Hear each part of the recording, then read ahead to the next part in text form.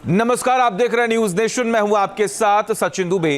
क्या America Iran पर सबसे बड़ा हमला करने की तैयारी कर रहा है? क्या अमेरिका ने ईरान की कमजोर नस पकड़ ली है? दरअसल मिडिल ईस्ट में मात खाने के बाद ईरान इस वक्त अपने एटमी प्लान वाला दांव चलने की तैयारी कर रहा है। अमेरिका को इसकी भनक लग चुकी है और वॉशिंगटन में ईरान पर अटैक करने को लेकर रणनीति तय की जा रही है। देखिए रिपोर्ट।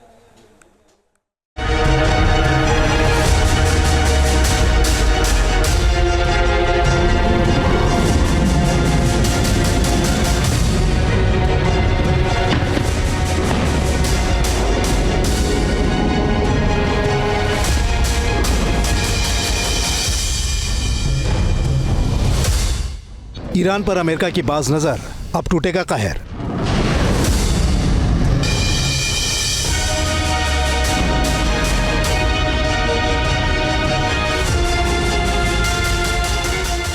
ईरान समझौता करेगा या पलटवार करेगा?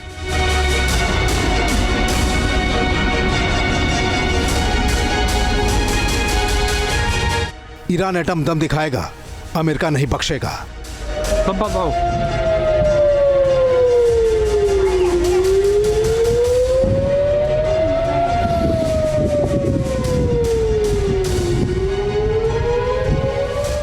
दुनिया के वार जोन से इस वक्त सबसे बड़ी खबर यही आ रही है कि अमेरिका किसी भी वक्त ईरान पर हमला कर सकता है।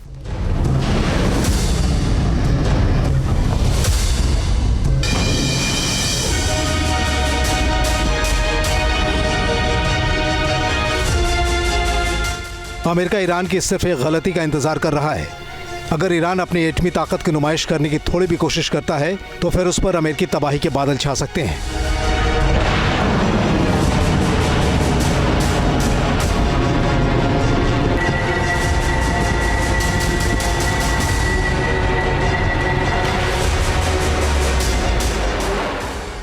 क्योंकि खबर यही है कि अमेरिका ने ईरान के ऊपर हमले की तारीख और जगह दोनों ही तय कर रखी है।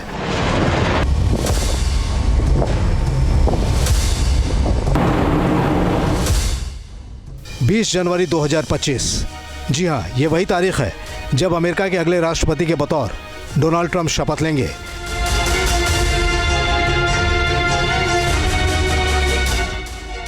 लेकिन उससे पहले इस वक्त अमेरिकी राष्ट्रपति जो बाइडेन ने ईरान को महज 16 दिन का वक्त दिया है।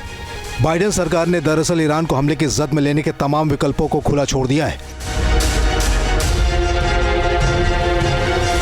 जानकारी के मुताबिक जो बाइडेन के राष्ट्रीय सुरक्षा सलाहकार जैक सुलिवन ने पिछले ही महीने ईरान के परमाणु संयंत्रों पर हमले का प्लान तैयार किया था।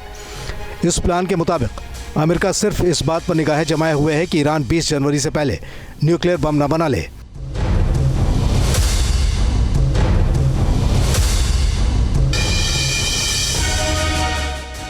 न्यूज वेबसाइट एक्सियोस में छपी रिपोर्ट में इस बात का दावा किया गया है कि ईरान के न्यूक्लियर वेपन की तैयारियों को देखते हुए सैन्य विकल्प और हालात को लेकर अमेरिकी प्रशासन में एक बड़ी चर्चा हुई है।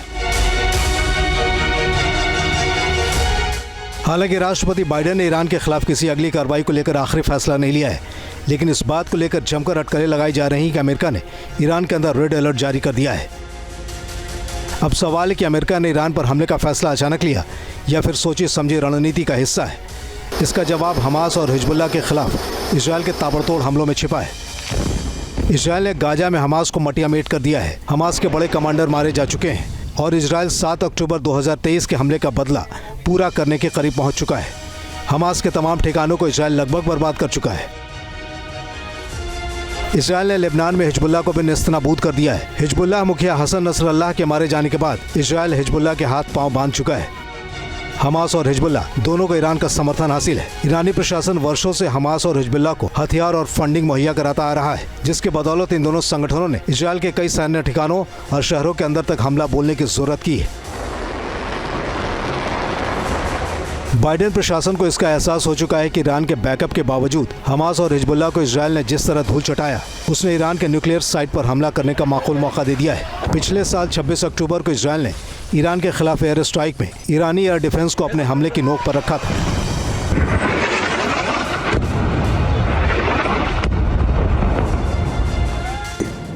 और अमेरिका और इजराइल नहीं चाहते कि किसी प्रकार से वो एटॉमिक शक्ति को हासिल कर सके, क्योंकि अगर वो एटॉमिक शक्ति को हासिल कर लेता है तो वास्तव में उसका दबदबा जो है मिडल ईस्ट में बना रहेगा और वो अमेरिका के लिए और इजराइल के लिए हमेशा ही एक किस्म से बहुत बड़ा मुसीबत होगी। इसी को निगाह में रखते हुए इजराइल और अमेरिका ने एक किस्म से ठान लिया है कि वो किसी भी हालत में ईरान को न्यूक्लियर क्षमता हासिल नहीं करने देंगे। अमेरिका मान रहा है कि हाल के दिनों में एक के बाद एक मिली मात से ईरान इतना कमजोर हो गया है कि उसके पास न्यूक्लियर बम बनाने के अलावा कोई चारा नहीं रह गया है। यानी ईरान के लिए हमला व रुख अख्तियार करना ही उसके बचाव का दांव है। जैक सुलिवन ने कहा है कि अमेरिका ईरान के न्यूक्लियर हरकतों पर पूरी नजर रखे हुए है।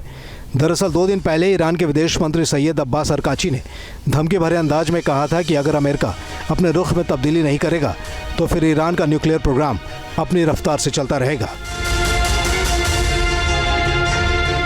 अरकाची ने एक इंटरव्यू में कहा कि अगर ईरान के पास मिसाइल ताकत नहीं होती तो कोई भी बातचीत नहीं करता। अगर वे अब फिर से वही रास्ता अपनाते हैं तो हमारी प्रतिक्रिया भी उसके मुताबिक होगी। लेकिन अगर वे निष्पक्ष और सम्मान की भाषा में बात करते हैं तो हम भी वही भाषा बोलेंगे। अपने तरीके से ईरान का परमाणु कार्यक्रम साथ चलता रहेगा, जैसा कि हमने पिछले कुछ वर्षों में किया है और आगे भी करते रहेंगे।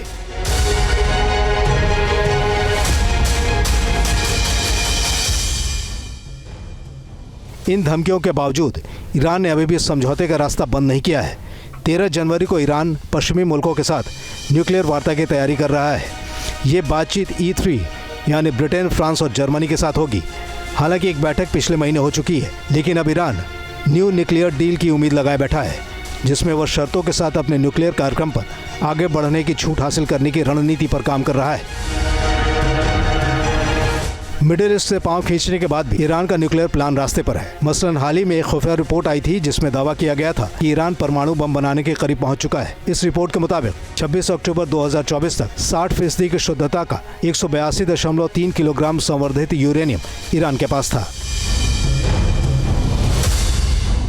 ये खुला रहस्य है कि ईरान यूरेनियम संवर्धन सेंट्रीफ्यूज को बनाने की दिशा में काफी आगे बढ़ चुका है। इसका मतलब है कि 60% यूरेनियम संवर्धन की ताकत हासिल करने के बाद ईरान न्यूक्लियर वेपन बनाने के करीब 90% तक पहुंच गया है। IAEA ने अपनी रिपोर्ट में बताया था कि पिछले साल अक्टूबर महीने तक 6,604 किलोग्राम संवर्धित यूरेनियम भंडार ईरान के पास था। मिडिल ईस्ट में ईरान की मोर्चाबंदी कमजोर हो चुकी है, लेकिन उसे अपनी मिसाइल ताकत पर पूरा भरोसा है। एक अनुमान के मुताबिक ईरान के पास 3000 से ज्यादा बैलिस्टिक मिसाइल हैं, जिनमें सेजिल मिसाइल, खैबर मिसाइल और हाज कासिम मिसाइल शामिल हैं। इन मिसाइलों की रेंज 1400 किलोमीटर से लेकर 2500 किलोमीटर तक है।